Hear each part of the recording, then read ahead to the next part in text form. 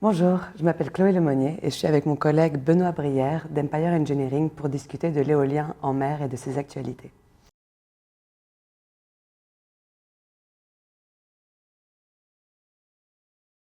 Quelles sont d'après toi les particularités de l'éolien en mer en France?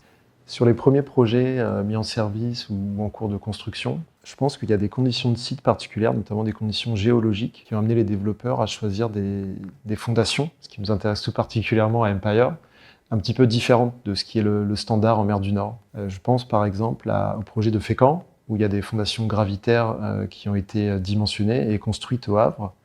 Et ça représente aujourd'hui une mise en œuvre à l'échelle industrielle de ce type de construction qui est un cas d'étude assez unique dans l'éolien en mer. Je sais qu'un certain nombre de développeurs considèrent aujourd'hui des flotteurs en béton armé pour leurs projets. Et il me semble que Fécamp représente un cas d'étude très intéressant sur la mise en œuvre des procédés de fabrication notamment, qui permet de tirer beaucoup d'enseignements. De la même façon, à Courseulles et à Saint-Nazaire, c'est au niveau de la méthode d'installation des monopieux qu'il y a eu des choix un petit peu différents qui ont été faits. Sur chacun des deux projets, on sait qu'il y a des fonds marins rocheux, avec de la roche plus ou moins dure.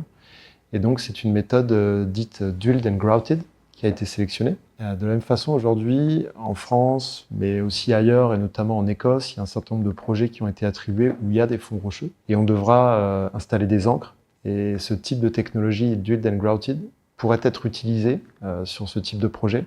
Et une nouvelle fois, je pense que tirer les enseignements et les leçons apprises de Courseulles et de Saint-Nazaire pourrait être vraiment utile pour toute l'industrie.